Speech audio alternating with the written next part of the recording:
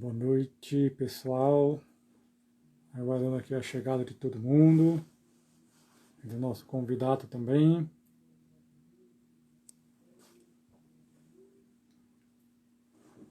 E aguardando a chegada das pessoas. Natália, boa noite, bem-vinda.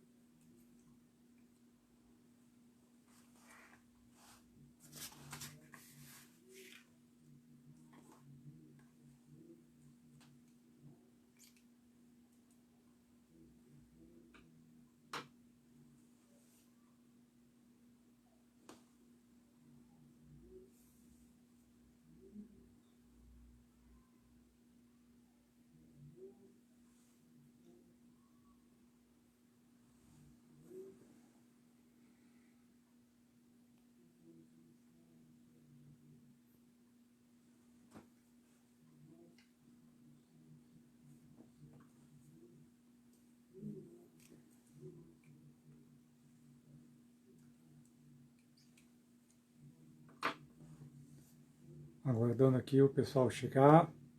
Daqui a pouquinho já chamo o nosso convidado aqui para se reunir conosco.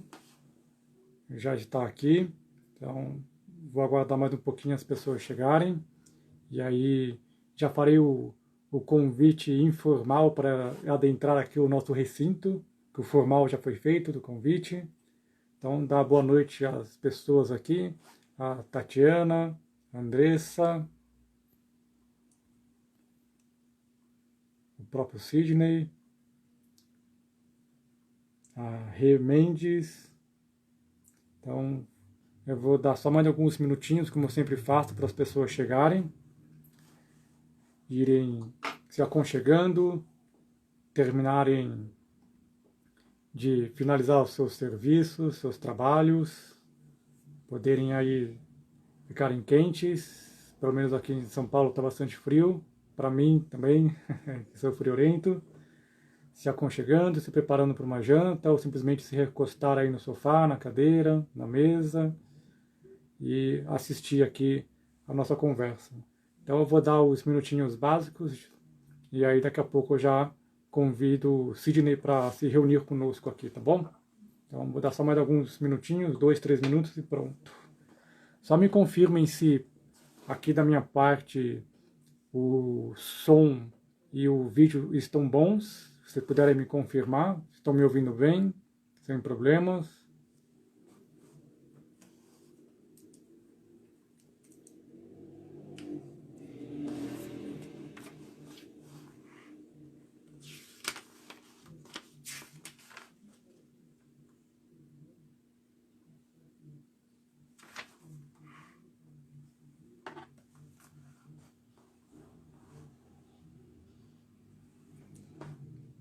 Bom, acredito que aqui a gente já pode começar.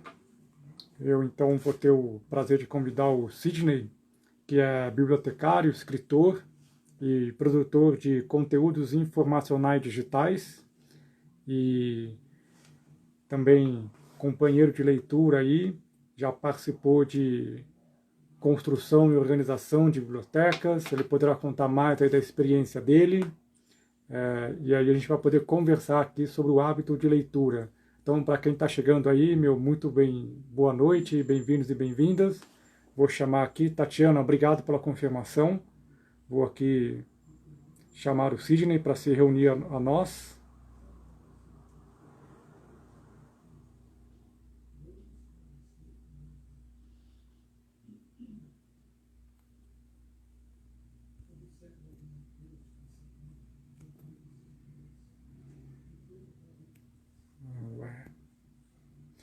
Espera aí, pessoal, pequenas dificuldades técnicas aqui, só um instante.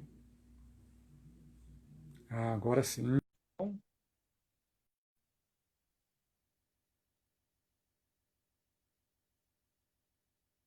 Dando boa noite. noite aí, meu pessoal. Olá, Brasil! Boa noite, Tiago. E Prazer em aí, revê-lo mais uma igualmente, vez. Sidney. Obrigado pelo convite. É uma honra falar sobre o hábito da leitura no Brasil. Igualmente, Finalmente vou falar com você. igualmente uma honra estar com você por aqui, Sidney. Uhum. Seja muito bem-vindo. Obrigado pela oportunidade. Imagina. Nada mais justo compartilhar com alguém que gosta de livros também, né? Tudo. Opa, com certeza, com certeza. Deixa Uhum. eu ver aqui, o pessoal já está chegando. Deixa A eu, dupla do deixa eu me Registro ajeitar aqui. Literário, a Sâmia. Então, só para avisar o pessoal que está chegando, inclusive o pessoal novo que não conhece aqui o trabalho do meu canal, então eu vou dar aqui a voz ao Sidney para ele poder contar das suas experiências, das suas informações, mais ou menos entre 40 a 45 minutos. Depois eu vou abrir para perguntas para o pessoal, então o pessoal já pode ir deixando comentários, perguntas. Aí eu abro aí mais ou menos 10, 15 minutos para o Sidney conseguir responder as perguntas. E aí eu já vou lendo, vou anotando aqui as perguntas, repasso, e aí eu vou passando as perguntas para o Sidney. E aí, quando faltar mais ou menos 5 minutos para encerrar a live, eu vou avisar o Sidney, já todo mundo, porque eu estou tendo problemas de conseguir organizar o tempo aqui. Já aconteceu de eu ter que encerrar rapidamente aqui e ficar chato. Então, eu vou avisar com antecedência dessa vez, me organizando melhor no tempo. O Sidney já me conhece, já sabe como que eu sou um pouco perdido. Então, Sidney, fique à vontade, a palavra é sua.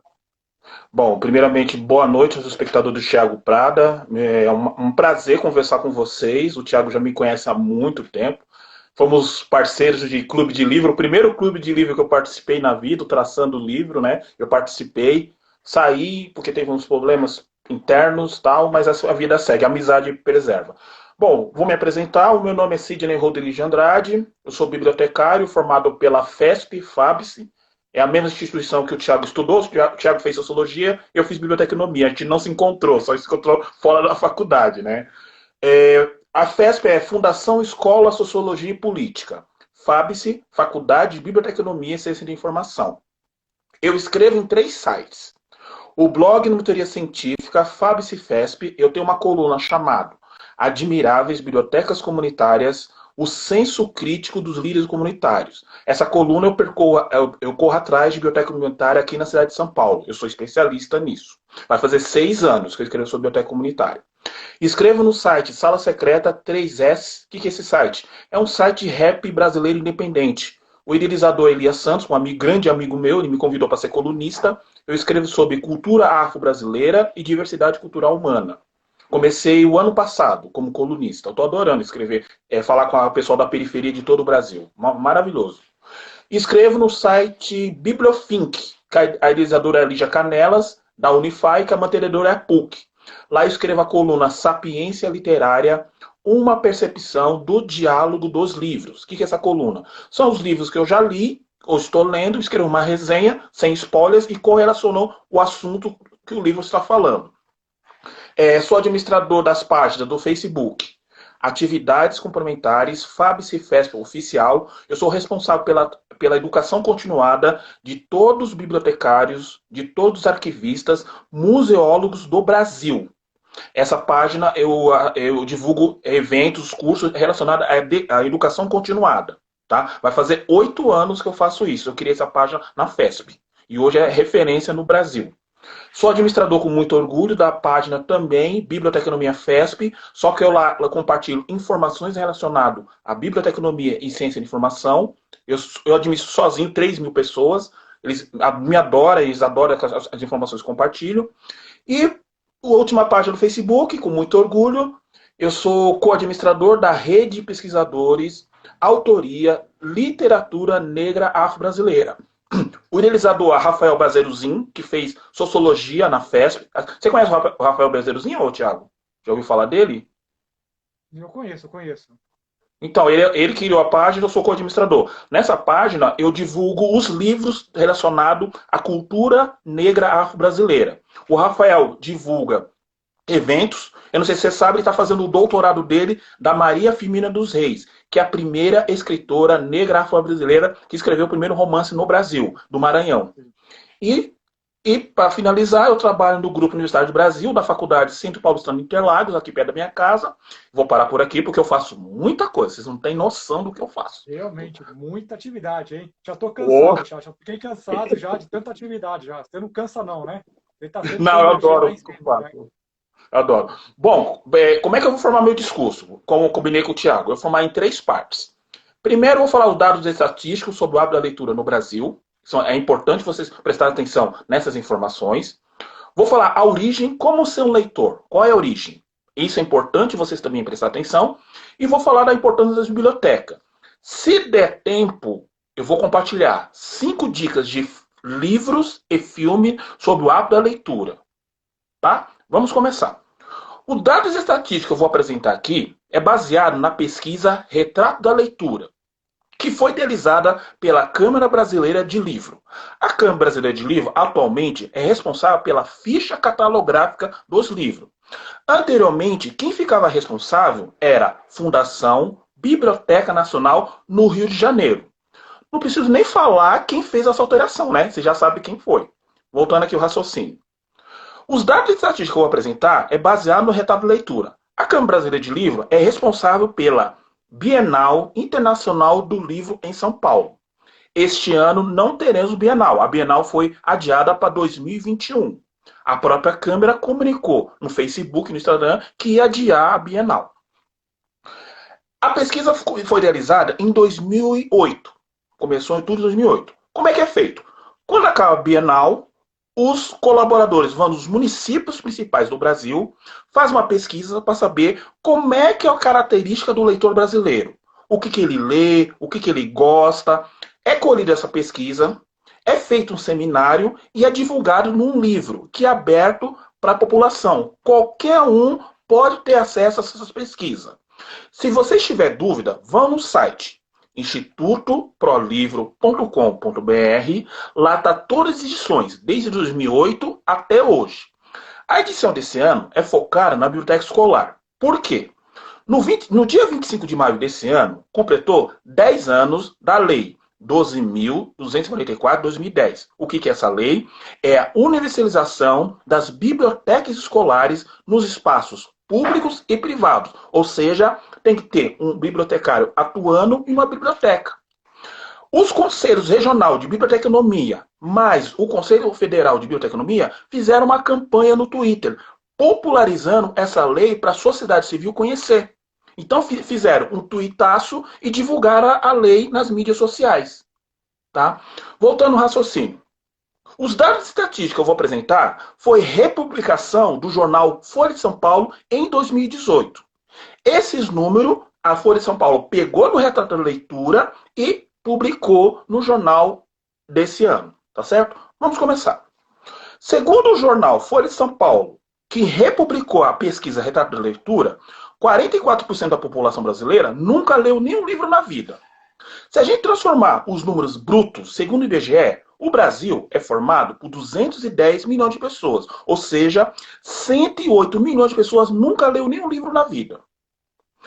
Como é que é o índice anual de leitura do brasileiro? Na primeira edição de 2011 do Retrato de Leitura, o brasileiro lia 2 livros por ano. Em 2016, numa pesquisa mais atualizada, o brasileiro lia 4 livros por ano. Se a gente comparar os continentes, América Central, América do Norte, Europa, África, Oriente Médio, Ásia e Oceania, a média varia de 20 a 30. Olha a diferença do resto do mundo, de 20 a 30, e o Brasil 4. Está muito baixo.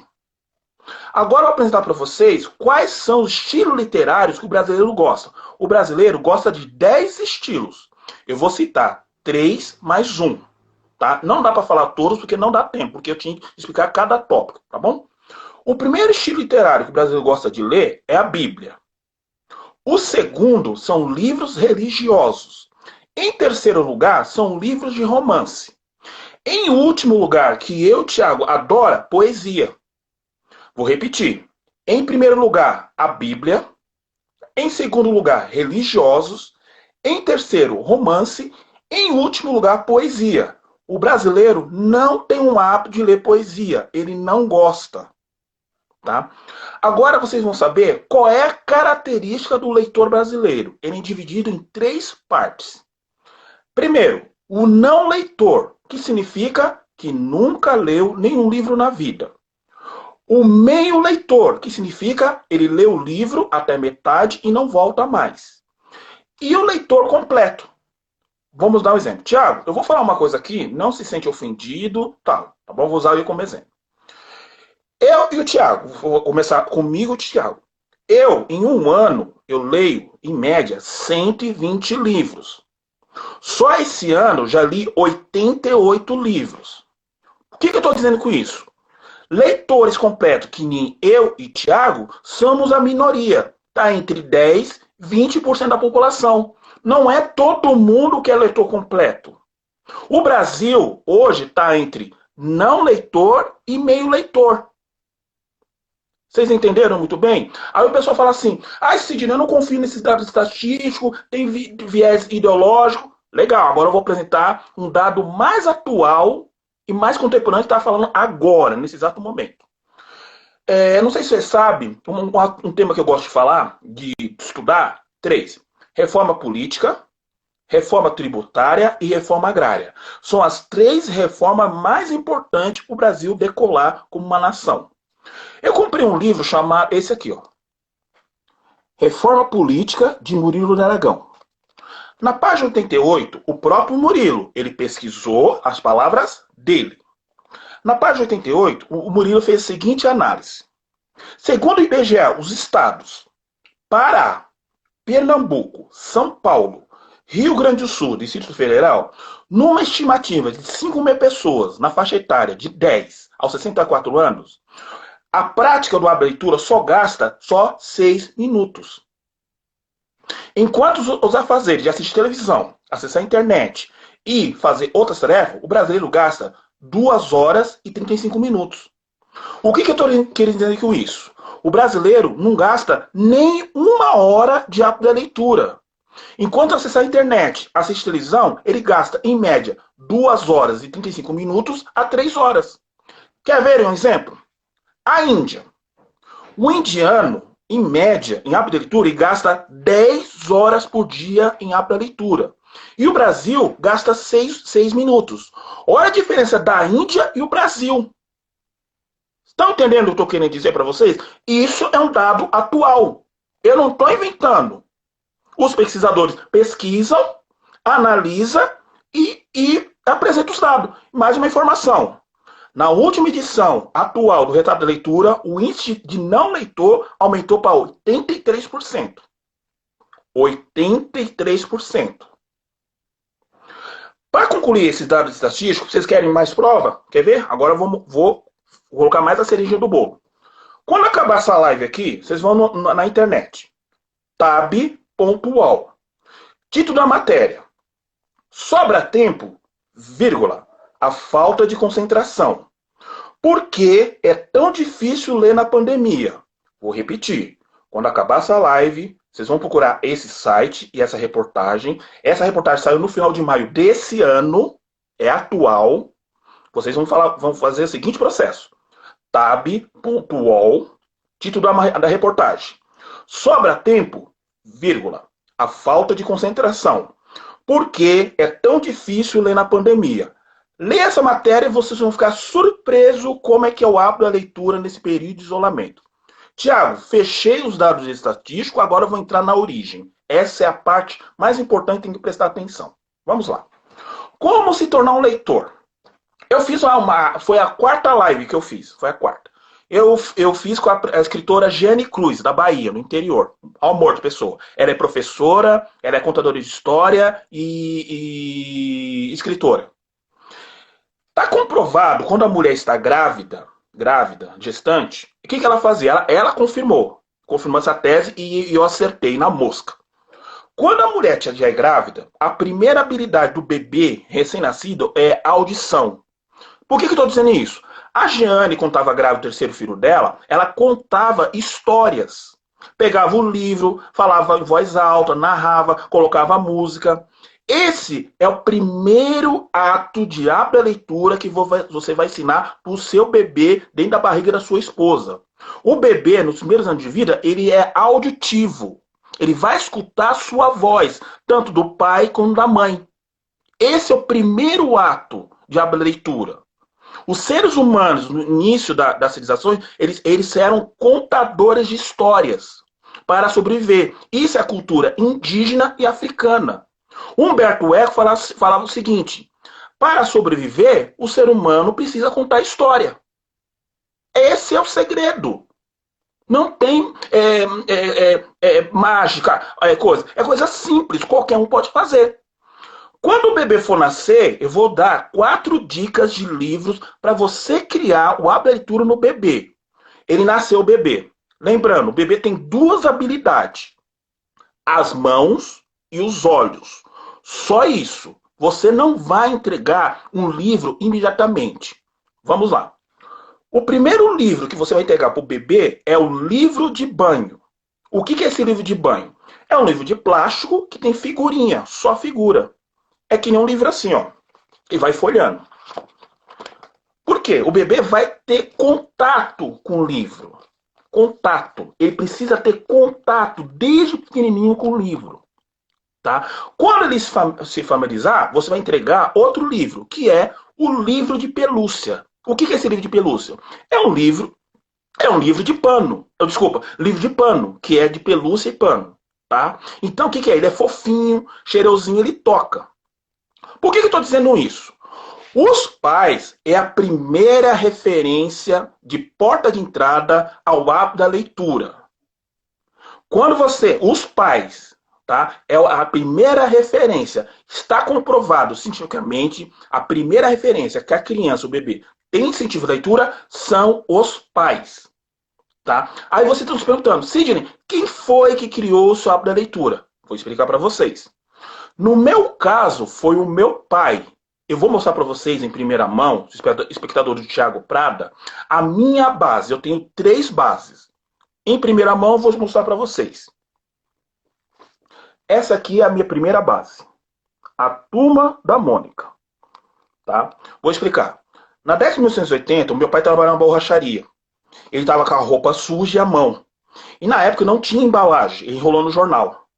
Na minha cabeça, eu achava que era peixe. Quando ele me entregou, era isso aqui. Essa é a minha primeira referência de hábito da leitura.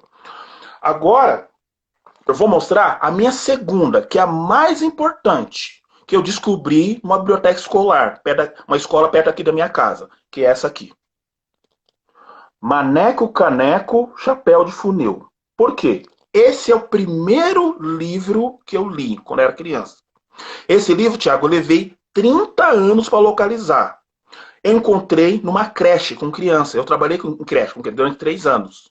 Quando eu vi esse livro, eu falei assim: professora, me dá esse livro. Agora está aqui, na minha estimada casa e biblioteca.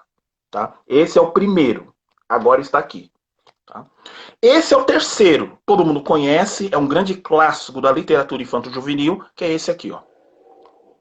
Menino Maluquinho, do Ziraldo. Por que eu estou dizendo isso?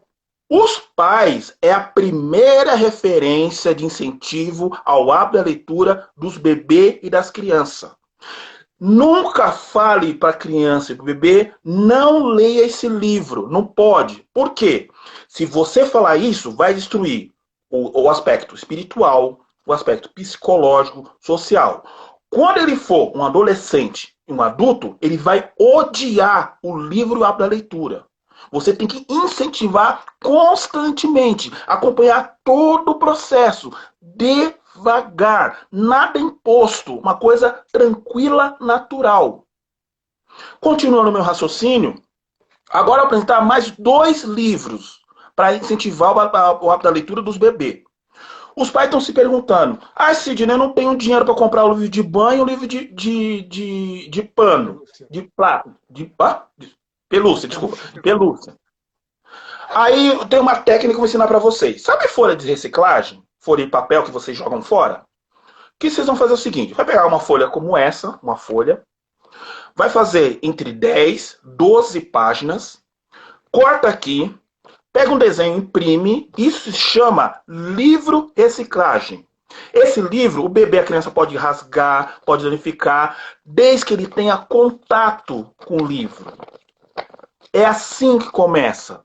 O bebê e a criança tem que ter contato com ele, tocar. Na cabeça do bebê e da criança, ele vai pensar que ele está fazendo isso aqui, ó.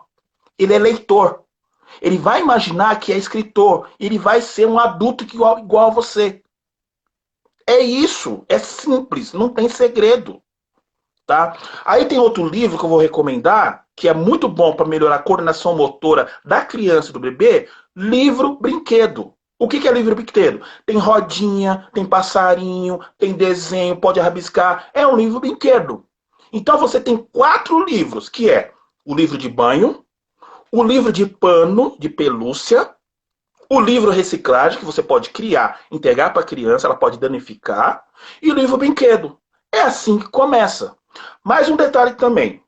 Os pais precisam ser contadores de história dos seus filhos. Um exemplo. Vou citar 2 grandes clássicos da literatura mundial e brasileira.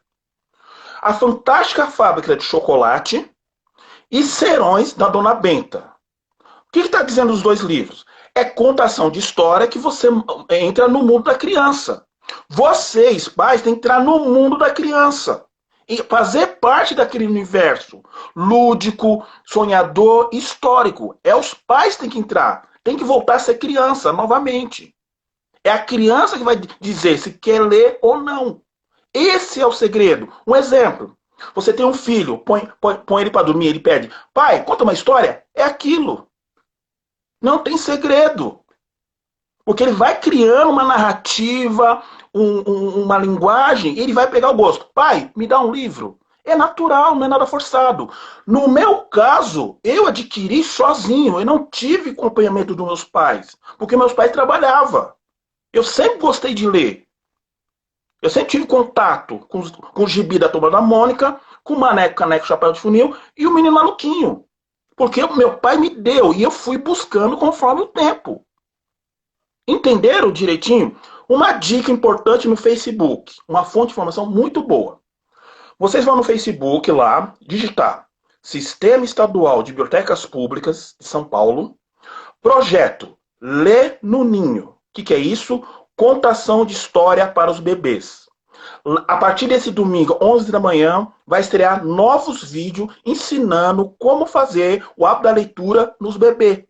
É um mais lindo que o outro, Thiago. É maravilhoso. Você pode colocar brinquedo, pode colocar rodinha, pode colocar o que você quiser, desde que incentive a criança a ler.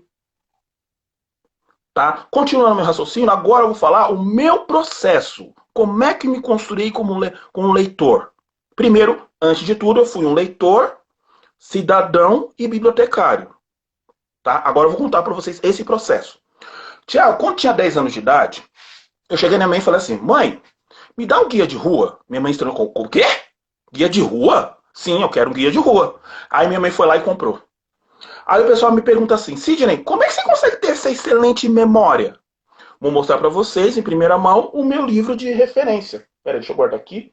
Perdão, que é tanto livro. Esse aqui, ó. Um guia de rua da cidade de São Paulo. Eu vou explicar. É clássico. Com 10 anos de idade, eu saí daqui do meu bairro e comecei a percorrer a cidade de São Paulo.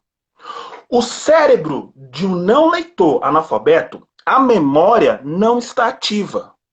Quando você estiver lendo, você tem que ativar essa memória. E através desse guia, eu comecei a ter percepção geográfica, histórica, social. Então eu comecei a brincar com a minha memória. Eu comecei a ler o guia e falar, isso aqui é assim. Por exemplo, a criança hoje, ela não sai daqui e vai para o ponto. Por quê? Ela tem medo. Ela não tem percepção de ir e vir. Eu, com 10 anos de idade, já tinha essa memória ativa. Aí você está se perguntando, Sidney, como é que eu ativo essa memória? Vou dar 3 dicas assim para vocês. Sabe Sudoku, aquele jogo dos números? É aquilo lá. Sabe jogo da velha?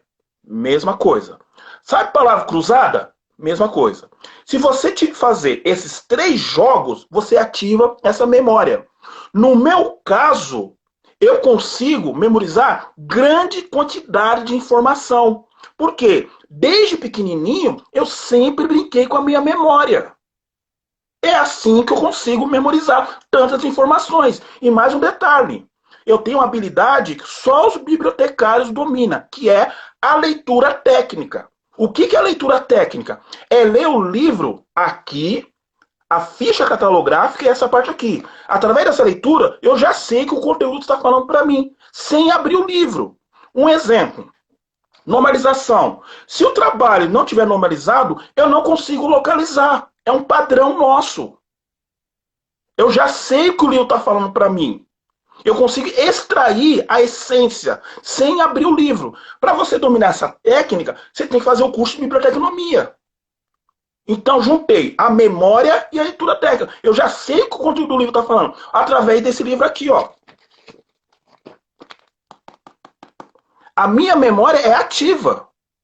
Entenderam agora por que eu consigo memorizar quantidade de informações imensas? Esse é o segredo. Vou ensinar uma coisa básica para leitura técnica.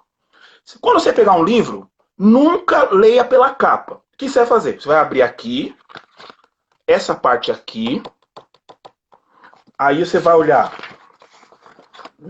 essa parte aqui, ó. Essa e essa aqui. Pronto. Já dominou. Isso é o básico. Se vocês querem coisa mais avançada, tem que fazer o curso de biblioteconomia. Aí eu não posso explicar, vocês vão ter que entender, tá bom? Voltando ao raciocínio, agora chegou no estilo que eu gosto, o Thiago também gosta, que é o meu poeta favorito. Eu conheci ele assim, ó. Maravilhoso, que é esse aqui, ó. Carlos Drummond de Andrade. Esse é o meu poeta favorito. Drummond tem uma frase que diz o seguinte, Thiago. Poesia não é para você ler, é para sentir. Eu conheço toda a obra do Carlos Drummond de Andrade. É o meu poeta favorito. E através do Carlos Drummond de Andrade, eu conheci o Mário Quintana, poetas negro afro-brasileiro. É o meu estilo favorito. Desculpe pela redundância, lembrando, brasileiro não tem o hábito de ler poesia. Não tem, são poucos. Tá? Agora chegou na parte que eu mais gosto, já citar ele, maravilhoso, eu fico até emocionado falar dele. É o meu escritor favorito, eu adoro ele, assim, coraçãozinho e tal. E nos Estados Unidos, a obra dele, a Renata falou dele, que deu uma live aqui, você sabe quem é. E deixa eu mostrar, né? Deixa eu mostrar que é esse aqui, ó. Memórias Póstumas de Brás Cubas, de Machado de Assis. Machado é o seguinte, é negro, idealizador da Academia Brasileira de Letras, e uma coisa na narrativa, ele está dialogando com os leitores. Esse livro eu li sozinho, por conta própria, eu li 5 vezes. É o primeiro escritor negro afro-brasileiro que está dialogando com os leitores. Isso é sensacional!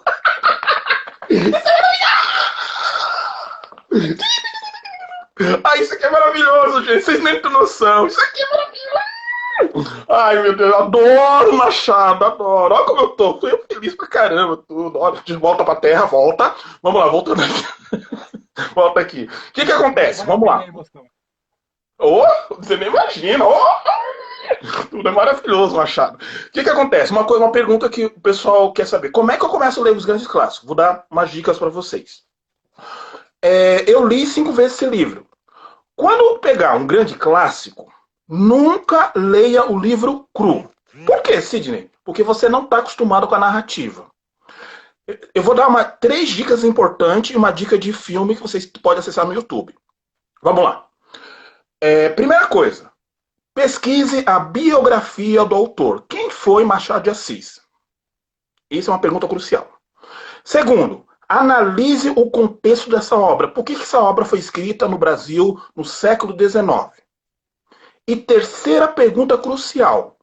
Qual é a sua opinião e o que você aprendeu dessa obra? Aí vocês estão perguntando, Sidney, tem blog, tem YouTube e tal. O mais prazeroso é você fazer esses 3 processos. Pesquisar a biografia do autor, analisar o contexto da obra que foi escrita na época e concluir a sua opinião e o que você aprendeu dessa obra. Dica de filme que está no YouTube. Capitão Fantástico. É a história de um homem que se isola na floresta, ensina outro método de educação para os filhos, entrega um livro para os filhos e faz as duas perguntas. O que você aprendeu desse livro e qual é a sua opinião? É assim que começa você ler os grandes clássicos da literatura brasileira e universal. Aí para os professores que estão formando os estudantes, leitores no ensino fundamental 2 e ensino médio. Vou dar uma dica importante e um método para vocês criar o hábito da leitura. Em primeiro lugar, nunca apresente para o estudante o grande clássico. Por quê? Ele não está acostumado. Ele vai ficar assustado. Tem que ser um processo devagar, você tem que acompanhar com calma, tá? Essa dica eu encontrei na Bienal do Livro, Thiago, em 2008. Eu adoro. Tem gente que não gosta, eu já ouvi gente que não gosta, mas para mim é uma mão na roda. É perfeito para você estimular o hábito da leitura dos estudantes leitores, do ensino fundamental 2 e no ensino médio, que é essa aqui, ó. O Triste Fim do Policárcio Quaresma em quadrinhos. Essa foi a primeira adaptação que eu comprei na Bienal. E a partir dela veio vários. Todas as editoras estão fazendo essa adaptação para aproximar o estudante do grande clássico. Isso aqui é perfeito para você fazer um teatro, fazer um cinema, fazer uma contação de história, fazer uma exposição de arte. Depende da sua criatividade, professor. Depende. Só esse é o melhor elemento para você apresentar um grande clássico da literatura brasileira e universal. Um exemplo. Um que eu acabei de ler. Grande Sertão em Vereda, João Guimarães Rosa. Tem quadrinhos. Dom Quixote. Tem quadrinhos. Os Irmãos Karamazov. Tem quadrinhos. É perfeito! Você pega o quadrinho, apresenta para o estudante. Você pode fazer uma contação de história, um clube de livro, ao seu gosto, professor. Usa a criatividade. Depois, com calma, apresente o clássico. Assim, o estudante não terá medo de ler. E detalhe, acompanhe. Ajude ele. Ajude ele a destrinchar a obra, a extrair a essência, a mensagem dessa obra. Uma dica de canal no YouTube que eu participei, Thiago, semana passada. Vocês vão no YouTube, vão acessar o seguinte canal. Letrinha Z, da editora Companhias da Letra. Qual o nome do tema? Jornada Pedagógica, Prática de Leitura na Escola. Lá eles vão ensinar o passo a passo como criar o hábito da leitura dos estudantes leitores do ensino fundamental, do ensino infantil ao ensino médio. Você, professor, tem que acompanhar. Não entregue o clássico imediatamente. Construa junto com o estudante. É assim. No meu caso, eu li esse livro sozinho, por conta própria. Porque eu li 5 vezes, porque eu queria ler. Eu me desafiei. No caso, hoje, o professor e o estudante têm que trabalhar juntos, não separados. Tá certo? E, para continuar, eu não sei se você sabe, eu escrevi um livro, o Thiago já está sabendo, também sou escritor. E o professor Antônio Márcio, na faculdade onde eu trabalho, Thiago, ele pediu para fazer uma capacitação de coach. Não sei se você sabe, eu também sou coach. A Renata também é, eu também sou. Só que no meu coach é leitura. Né? Eu sou especialista em leitura, como eu estou falando para você. E conheci o Fernando Rosa Mestre. Aí o Fernando entrou em contato comigo e falou assim, Sigênio, eu quero convidar você a escrever um livro. Legal, como seria esse livro? Assim, assim, assado. Tá, eu tô com uma condição. Eu quero falar sobre a leitura na minha vida. Ele topou na hora. O livro ficou pronto em 2 anos. Somos em 15 coautores comigo. Lançamos na Livraria da Vila, no Jardins. Eu mandei o folder para você, acho que você não pôde ir, né? Não e lançamos esse... Oi? Pode falar, Thiago, desculpa.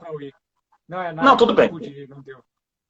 Aí nasceu esse meu segundo filho. Meu primeiro filho é o TCC. Que um parto dolorido dói pra caramba. Você sabe muito bem como é que é TCC, né? Esse aqui é o meu segundo bebê intelectual, que é esse aqui, ó. O Despertar do Mestre. Qual é a proposta desse livro? É conversar com os leitores, se aproximar de vocês. No meu caso, muitas pessoas adquiriram esse livro, entrou em contato comigo e começaram a adquirir o hábito da leitura. Foi um resultado positivo de todo o Brasil. Todo o Brasil, eu falo, converso. Então, o pessoal começou a ler. Então, a proposta do livro é dialogar com vocês, se aproximar de vocês. Esse livro está sendo vendido na Amazon e nas principais livrarias do Brasil. Tá? Se vocês quiserem ter contato comigo, aqui tem a minha biografia pessoal e meu contato. E eu gosto de dialogar. Eu quero me aproximar dos leitores. E muitas pessoas, Thiago, já começaram a ler. E eu acho maravilhoso. A pessoa quando começa, nossa, é maravilhoso, obrigado. Nossa, é maravilhoso. Bom, para encerrar minha fala, eu vou fechar com a importância das bibliotecas. Por que as bibliotecas são importantes? Hoje, atualmente, Thiago, quem está roubando a cena são as bibliotecas comunitárias. Por quê?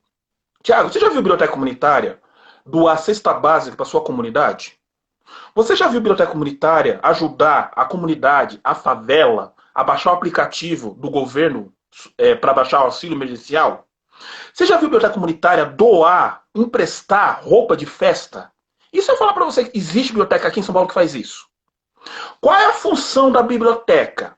É preservar o livro que tem o registro do escritor em aspectos sociais e político e democratizar o acesso ao conhecimento e à educação. As bibliotecas comunitárias são referência da sua comunidade. Exemplo, é a própria comunidade que construiu a biblioteca comunitária. Olha que bacana. Um outro exemplo. Tiago, não sei se você está sabendo. Existe um projeto chamado Leitura no Cárcere. O que é isso? O preso lê o livro, a pena dele é reduzida. No final, ele tem que apresentar para uma banca de um especialista em direito, literatura e psicologia o que entendeu daquele livro. Um exemplo. Um colega meu chamado Ciro Monteiro, ele acabou de se formar em doutorado. Ele foi beneficiado através do projeto. Olha que bacana. Para encerrar, vou fazer uma provocação. Lembra que eu falei lá no comecinho que o índice de leitura do Brasil está baixo? Quem está salvando a formação dos leitores hoje são esses três instrumentos culturais e educacionais. O sarau literário, as bibliotecas comunitárias e os clubes de livro. Se não fosse esses três, o índice estaria mais baixo ainda. Tá? Essa é uma provocação que eu jogo para vocês. Tiago, encerrei minha fala. Pronto. Não, maravilha, fantástico. Grandes informações e mais bacana ainda saber da sua própria jornada através da leitura, da sua constituição como cidadão e também como leitor, né? Isso que é muito bacana, a gente conseguir aprender e conhecer essa troca uns com os outros, né? Eu anotei algumas coisas que você falou, Sidney, durante aqui esses minutos preciosos. Gostaria de fazer alguns comentários em cima do que você falou, e você me corrige se eu estiver errado. Gostaria de complementar algumas coisas que você disse, e aí eu já passo também a vez para os pessoal já ir deixando as suas perguntas, comentários, que a gente já passa para o pessoal. Você falou da Turma da Mônica e dos quadrinhos, é muito interessante, porque eu também tive muito contato com a Turma da Mônica, né? A Turma da Mônica realmente é uma primeira porta de entrada na infância para a leitura no Brasil, né? Eu acho que acompanhou aí inúmeras gerações de leitores no Brasil, e eu acho que esse é um elemento que é pouco percebido, até inclusive por professores, a importância dos quadrinhos na formação de leitores, né? Porque muitas vezes o quadrinho é visto como uma não literatura, e muito pelo contrário, é uma literatura importantíssima também, né? Os quadrinhos mais simples, como Turma da Mônica, simples no seu formato, não no conteúdo, né?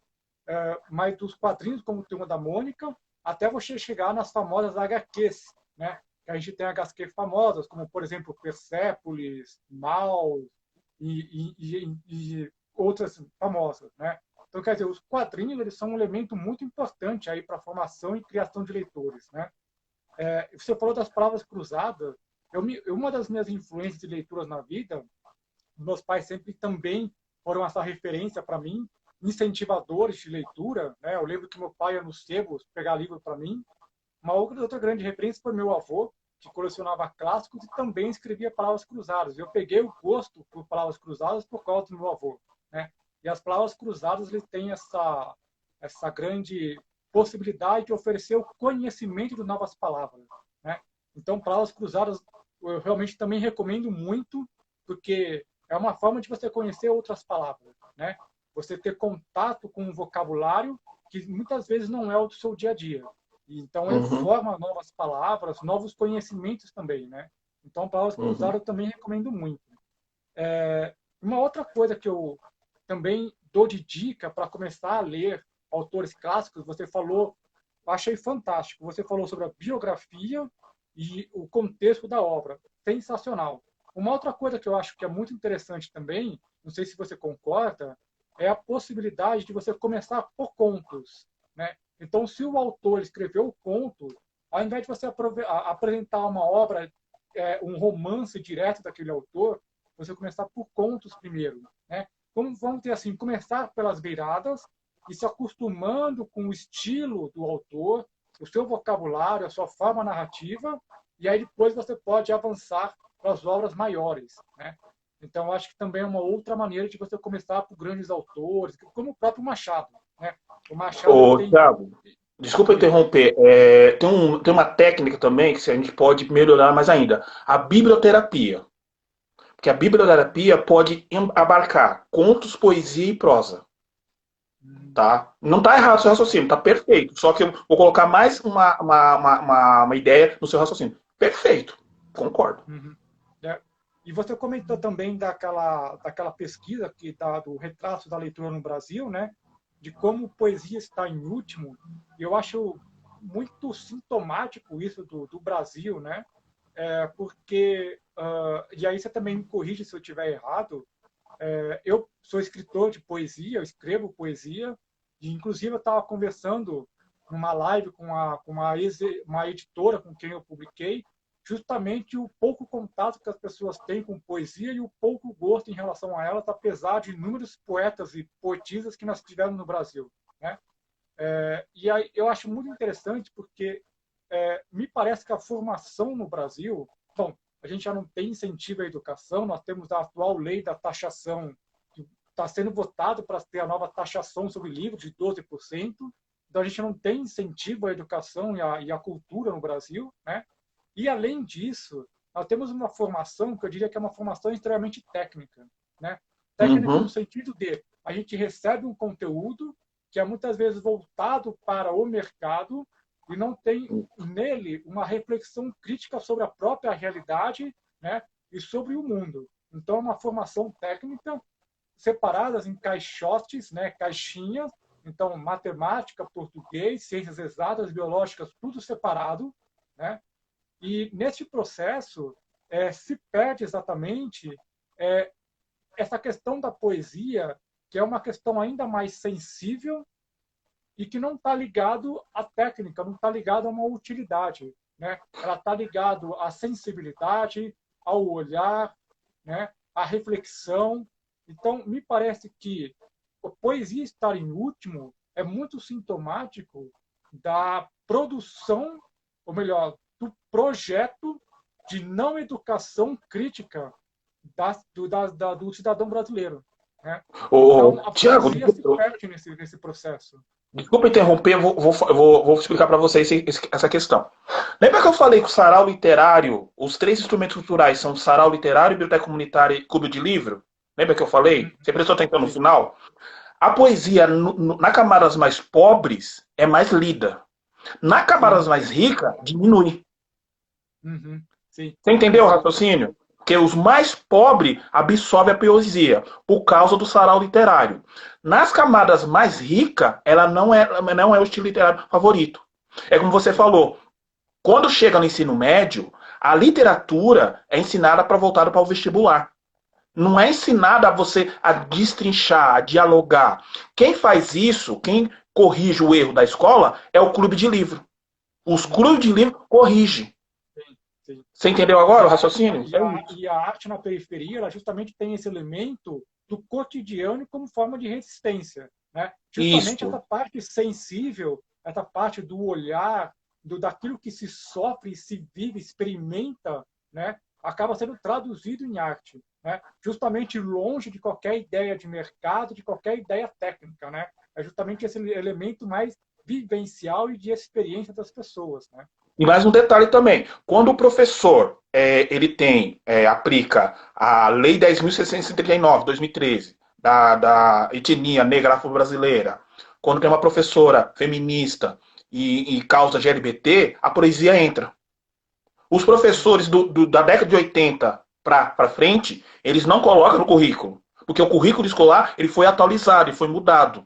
Lá nesse canal Letrinha Z, da editora da Companhia das Letras no YouTube, eles usam a poesia como forma de incentivo à leitura.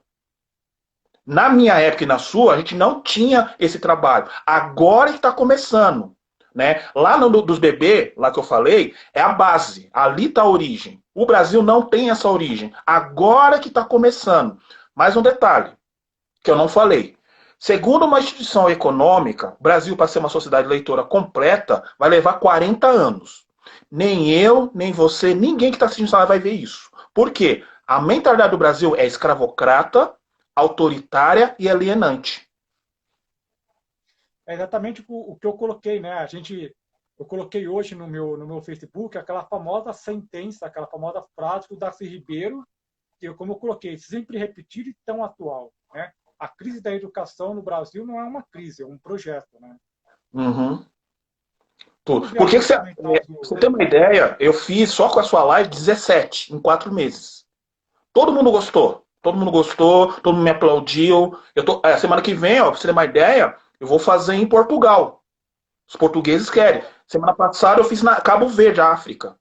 Né? Então eu tô tomando iniciativa. Por isso que eu pedi para ter essa oportunidade de falar com você e com os seus espectadores. Nem todo mundo, Thiago, tá sabendo dessas informações.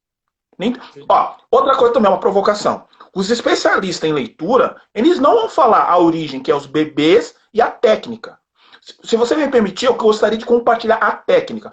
Como é que eu consigo ler 120 livros em um ano? Vou ensinar a técnica agora para vocês, para começar. Eu quero ser um leitor agora. Agora, vou ensinar agora para vocês. Vocês vão pegar 2 marcadores de livro, 2 marcadores, tá? Tá comprovado o seguinte: o cérebro humano só comporta de 1 hora a 4 horas por dia de informação. Mais do que isso, ele não aguenta. Tá? O que vocês vão fazer? Vai pegar 2 marcadores, como estou aqui. Vou fazer agora. Vamos supor que eu vou ler agora. Tá certo? Vai colocar um aqui. Ó, estão vendo aqui? Um aqui. E o outro aqui. 2. Estão vendo aqui, ó? 2 marcadores. Você vai ler em 1 hora de 10 a 25 páginas. Por quê? O cérebro de não leitor, a memória não está ativa. Você tem que ativar conforme o tempo, para aguentar o impacto de informações que o seu cérebro for receber. Tá? Qual é o resultado? Em um ano, você vai ler de 20 a 25 livros. Tá? No meu caso, como é que eu consigo absorver? Em 1 hora, eu leio, em média, 100 páginas por dia. Em um mês, eu leio de 20 a 30 livros em um mês. Por isso eu consigo chegar a 120 livros em um ano. Porque o meu cérebro já está acostumado. O impacto de informações, para mim, é natural. Porque eu me construí desde pequenininho, lá na infância. Você tem que construir devagar. Vou repetir novamente. Vai pegar 2 marcadores, vai marcar de 10 a 25 páginas. Vai ler em 1 hora para o cérebro se acostumar com o impacto de informações. Você vai atingir em um ano de 20 a 25 livros. Aí você está falando, Cid, eu quero ser igual a você. Para você chegar ao meu nível, tem que ter 5 anos de leitura. Eu já tenho 12 anos. Em 12 anos, já li 120 livros. Para mim é normal. Só esse ano, já li 88. Eu estou lendo esse aqui, ó, vou mostrar para vocês. Os bastidores do filme De Volta para o Futuro. Onde eu tô? Já tô acabando. Para mim é normal. O cérebro, você tem que respeitar o limite do cérebro. Se você não respeitar, você perde memória, fica esquecido. Então você tem que fazer uma coisa naturalmente com calma. É isso. Esse é a técnica. Não tem segredo. É questão de você se desafiar. Pronto. É criar essa disciplina e fazer pouco a pouco com objetivos que sejam possíveis, né? Não adianta querer já começar a ler o livro inteiro de uma vez ou ler um monte de páginas. É pouco a pouco e você vai desenvolvendo exatamente o hábito, né? E aí você vai tendo cada vez mais contato com a obra e aí você nem vai perceber que você já leu o livro, né? Tem que ser realmente de pouco a pouco para as pessoas realmente irem desenvolvendo, né, esse hábito. Eu vou ler aqui alguns comentários de algumas pessoas. o nosso tempo já está começando a chegar ao fim aqui, então vou ler alguns Uau! comentários aqui, porque o tempo passa super depressa, né? A Isso não é Rê bom, né? Mendes falou, não consigo ler poesia. Aproveita todas as dicas do Sidney aqui e faz isso. Pesquisa, de repente, alguns poetas ou poetisas, vê a obra, vê o contexto, e aí você vai se aproximando aos poucos, porque às vezes o grande questão da poesia é, mas eu não entendi o que ela quis dizer. Muitas vezes, aqui é o meu entendimento sobre poesia, se não entendeu, não te tocou, não adianta ficar quebrando a cabeça. É encontrar aquele poeta que faz o sentido para você, que te toca. Então, se não fez contato, não te tocou, não tem problema. Deixa ele, de repente você pode tentar em um outro momento e busca outro poeta ou outra poetisa. Né? Que aí você vai tentando até que você encontre aquela que te toca, justamente porque você vai sentir que tem algo da sua própria vida ou das suas reflexões que você vai encontrar nesse poeta ou nessa poetisa também. Né? Então é isso. A poesia ela tem que te tocar. Não tocou? Passa para o próximo. Vai lendo aos poucos, vai procurando. Poetas não faltam. Né? Vai aos pouquinhos. A Raio de Sol tinha falado aqui do Dom Quixote. Ela agradeceu depois das suas dicas aqui. A Milane colocou, sempre pega os livros na biblioteca do bairro, muito bem. É muito legal essa visita à biblioteca de bairro. Eu lembro quando eu frequentava, hoje eu frequento menos, mas eu frequentei muito a biblioteca do bairro também. Eu lembro dos primeiros livros que eu peguei na biblioteca, né? Época de escola, ir lá na biblioteca pegar a enciclopédia Barça, né? Para Ô, fazer ô, ô. trabalho. Tiago, é uma dica importante para ela, que tem dificuldade de ler poesia. Audiolivro. É muito bom. Sim, Tem audiolivro gratuitamente no YouTube. Você pode ouvir o livro. O audiolivro é tá. uma contação de história. Você pode ouvir o livro. Poxa, Aí, pronto. Acabou, matamos a charada. ótimo. A, a própria Rê Mendes também falou aqui que na cidade dela tem bibliotecas container, administrado pela prefeitura. Legal isso também, bacana. A Eliana está citando a Biblioteca Infinita, do Jorge Luiz Borges. Eu estou vendo aqui, Eliana. Ah, A Eliana está me alfinetando. Eu já sei o que, que é. aqui, ó, o Literatura R colocou, poesia não se lê, poesia se sente. Verdade, é isso aí. Exato. É literatura A, André Martins. A Fernanda colocou, eu leio poesia, tenho alguns livros de poesia. Maravilha. Muito boas as dicas. Biblioteca Infinita. E a Eliana está falando aqui que ela tentou também audiolivro, não conseguiu. Aí cada um vai encontrando as suas maneiras também, né? A É que Tatiana. é mais importante a pessoa encontrar o que, que é adapto para ela, né? Sim, Tudo. Lógico, exatamente. Eliana. Você acha que eu sou bobo? Eu sei que você tá me alfinetando. Eu sei muito bem. Você acha que eu sou bobo? Minha memória é boa, Eliana. Eu não esqueço das coisas que você fala pra mim, não, viu? Minha memória é muito boa, viu? É isso aí. Sidney, infelizmente o nosso tempo está praticamente no fim aqui. Logo, logo vai aparecer a mensagenzinha de 30 segundos aqui.